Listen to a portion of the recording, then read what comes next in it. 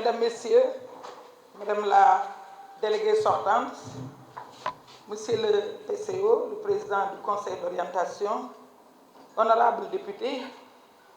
Mesdames, Messieurs, Monsieur Gué, bonjour, Mesdames, Messieurs les membres du personnel de l'ADER, Messieurs les chefs de service, Mesdames, Messieurs les chefs de service, Mesdames, Messieurs les responsables de projet, Mesdames, Messieurs les bénéficiaires, chers invités en vos rangs, titres et grades, tout protocole respecté, je voudrais rendre grâce à Dieu. Mais avant tout, comme je l'ai fait à l'intérieur tout à l'heure, en prenant à témoin les inspecteurs généraux d'État, remercier Monsieur le Président de la République, Bassirou Diomaye Diakhar Faye, et son Premier ministre, Monsieur Ousmane Sonko. Les remercier pour cette confiance, mais les remercier au nom du Sénégal, les remercier au nom des familles sénégalaises. Ils ont réfléchi, ils ont réparti les postes,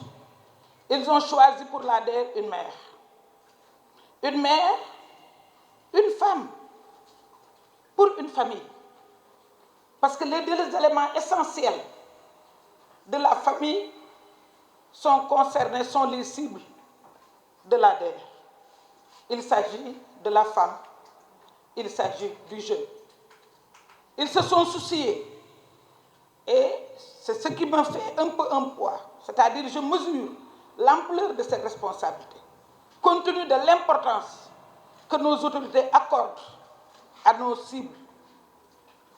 qui sont les éléments majeurs de la famille, la femme et le jeune. Nos autorités se soucient de leur autonomisation économique. Nos autorités se soucient de leur inclusion sociale. C'est pourquoi j'ai pris la pleine mesure de cette responsabilité. Et Madame la déléguée, je l'ai dit tout à l'heure aussi devant l'inspecteur général d'État, en vous reprochant gentiment de laisser en rade les membres de l'opposition dans vos financements. Par contre, moi, j'ai juré de ne pas faire d'exclusion. Je n'en ai pas le droit. Ce n'est pas ce qu'on m'a demandé de faire.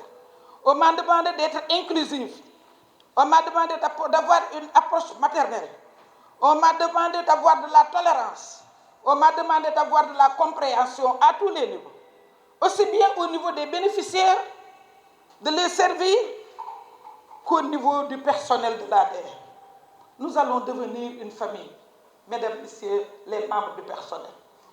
Nous allons entamer une aventure exaltante, celle de servir, celle de changer des vies. Nous allons un peu hausser les épaules et un peu nous considérer comme le bon Dieu. C'est-à-dire travailler à changer des vies,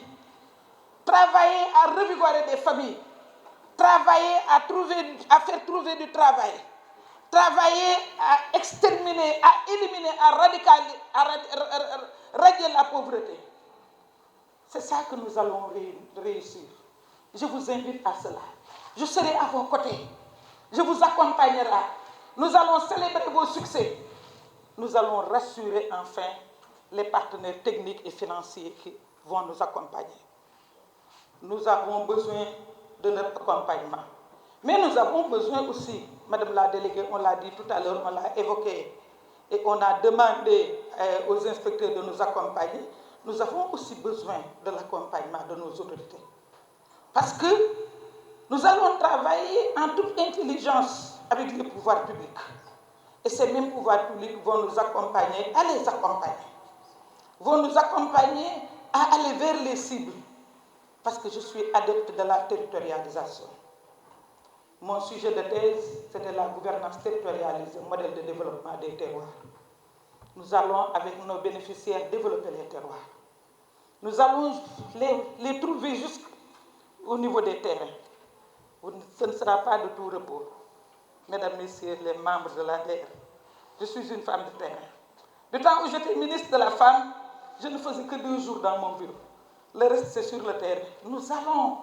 ensemble, sur le terrain, trouver nos cibles, les autonomiser, les inclure, avoir une approche salutaire pour les associer à ce que nous faisons. Wala fi dañ ne loo xam-xam biir waaye mu def ci loo yëgul nañ dem ci ñoom déglu leen nañ dem ci ñoom laaj leen nañu jël liñ ñu jox d'abord li ñu yàlla jox ak fi ñu yàlla teg. Vous avez raison madame la déléguée ñu dem jaamu fa yàlla. C'est ce que j'avais fait en 95 quand j'entrais en politique. J'étais allée à Touba dal di ñaan yàlla ne sëriñ bi su fekkee ni lii may def mënul nekk njariñu fa ma dëkk yàlla bu ma ci am dara am naa ci dara nag lu nekk maa fa doon première femme maire première femme présidente conseil départemental au niveau du Sénégal nombre d'années yi ma def ministère de la femme kenn def ko lii ñu joxe tey madame la déléguée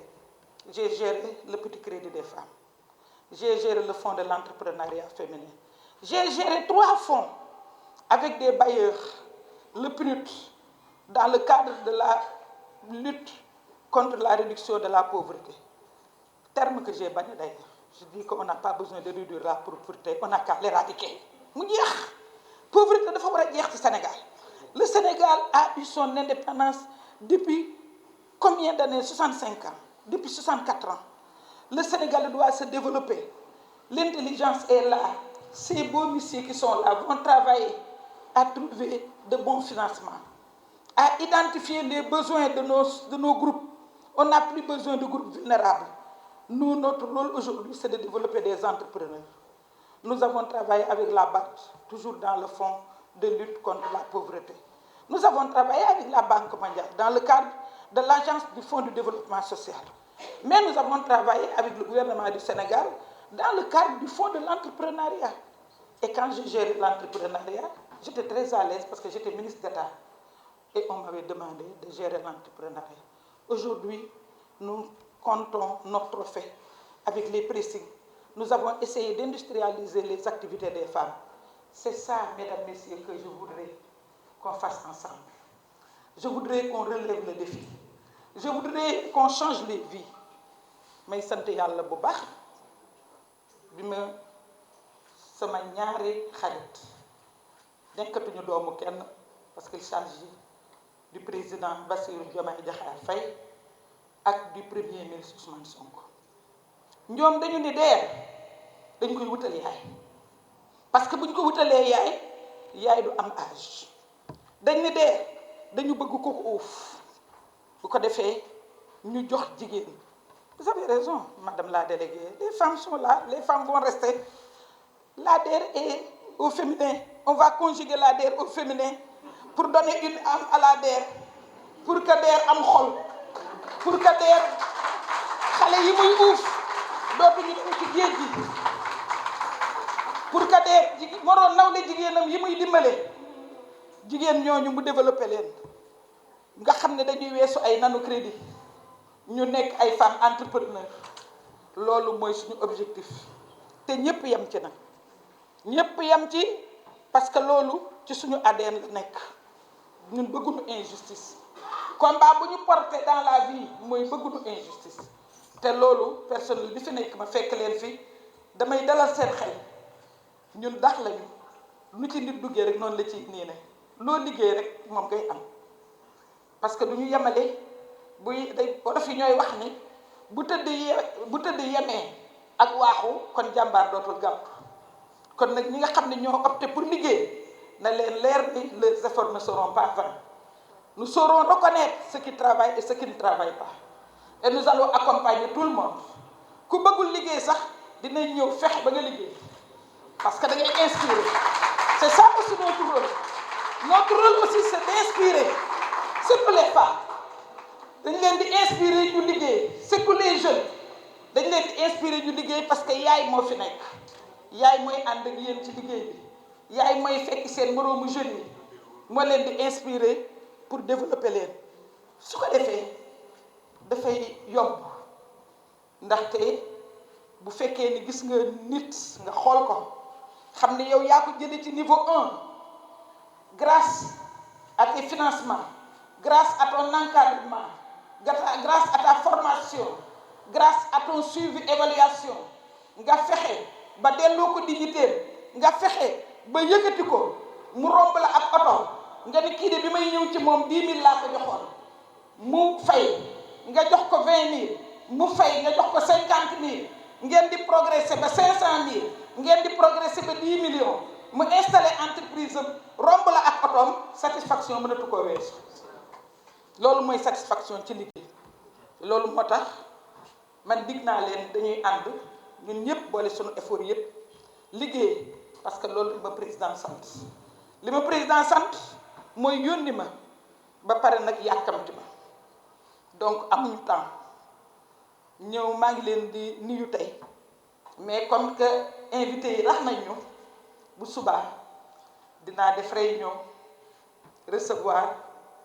tous les chefs de service recevoir le personnel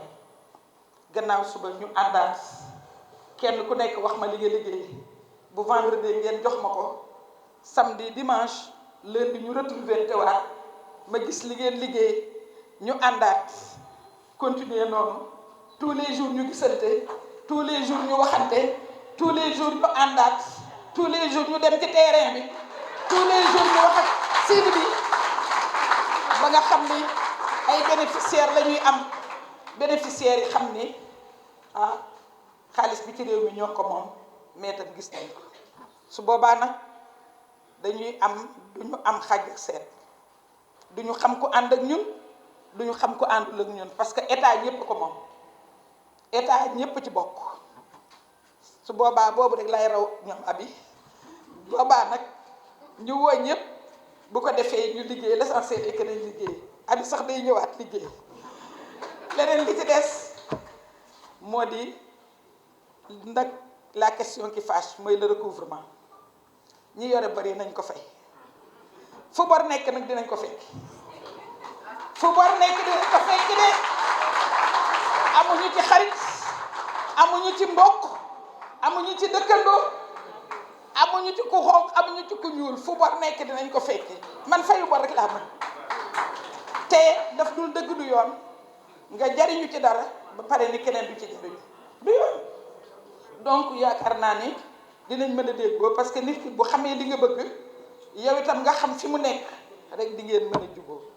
maa ngi gërëm ñëpp nag maa ngi sant ñëpp maa ngi fàttaliku samay waajur di leen ñaanal yàlla di gërëm borom kër gi di gërëm sama njabootu bopp di gërëm nag loo xam ni du politique nag abi mooy les militants da ànd saxal liggéey ak ñi nga xam ne ñooy responsable nekk ci coalition Diomaye président te ñu ci bëri ñëw fi tey pour soutenir ñu parce que ñoo bokk bëgg-bëgg li ñu sant ñun lañ ko santandoo bi ñu décidé ne dañuy jàppale président de la république dañoo d'accord ni dinañ def reddition des comptes dañoo d'accord ni dinañ rationaliser les ressources du pays dañoo d'accord ni duñu pasaree xaalisu réew mi ndax fi ñu jóge dafa sori fi ñu jóge dafa am ñoo xam ne dañ cee dee ñun ñu door a yegsi fi ñu jóge dafa am ñoo xam ne dañ leen a tëjati leen ñu door a yegsi waaye réew mi itam dafa jar li ñu yor ñu jox ko ñu ko moom su ko defee benn xale dootul dugg ci géej gi benn xale dootul jël yëfu jàmbur benn xale dootul chômer ndaxte doom yi ñoo leen jur ngeen baal ma